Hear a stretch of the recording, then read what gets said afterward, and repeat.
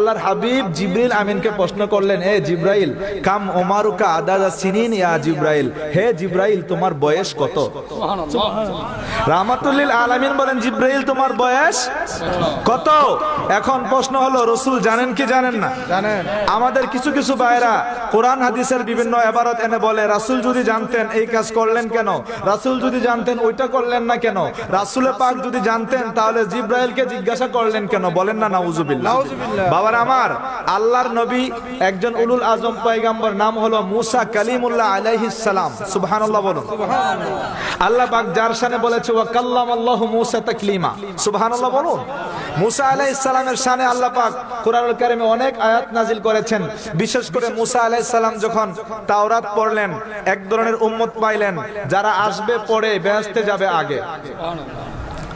এক ধরনের উম্মত আসবে পরে বেহেশতে যাবে আগে।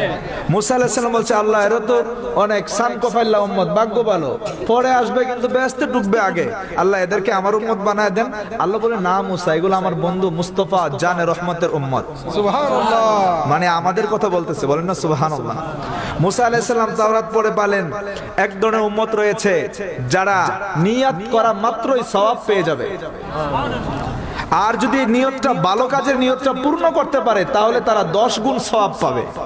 কয় গুণ? 10 গুণ। নিয়ত করলে ভালো কাজের পুণ্যের সওয়াবের নিয়ত করলেই সওয়াব, আর পূর্ণ করলে 10 গুণ। মুসা আলাইহিস সালাম বলছেন, আল্লাহ এদেরকে আমার উম্মত করে দেন। আল্লাহ পাক বলে, না মুসা, এগুলা আমার বন্ধু আহমদের উম্মত। সুবহানাল্লাহ। আরেক শ্রেণীর উম্মত রয়েছে, তাওরাতের মধ্যে পাইলেন, আরেক পড়তে পড়তে সামনে গিয়ে পেলেন এমন উম্মত যারা গুনাহের নিয়ত করলে তাদের আমল নামায় গুনাহ লেখা হয় না। সুবহানাল্লাহ বলবেন না? গুনাহের কথা মনে মনে ভেবেছে, এখনো সম্পাদন করে নাই। আর যদিও শয়তানের প্ররোচনায় দৈবক্রমে গুনাহ করে, যতটুকু গুনাহ করা হয় অতটুকু লেখা হয়। সওয়াব যেমন 10 গুণ করা হয়, গুনাহ 10 গুণ করা হয় না। সুবহানাল্লাহ বলুন। শুধু তাই নয়, এরা গুনাহ করলে তাওবার ব্যবস্থা রয়েছে, এদের জন্য শাফায়াতের ব্যবস্থাও আছে। মুসা আলাইহিস সালাম বলছেন, এরা তো অত্যন্ত ভাগ্যবান উম্মত, আল্লাহ এরারে আমার উম্মত বানায় দেন।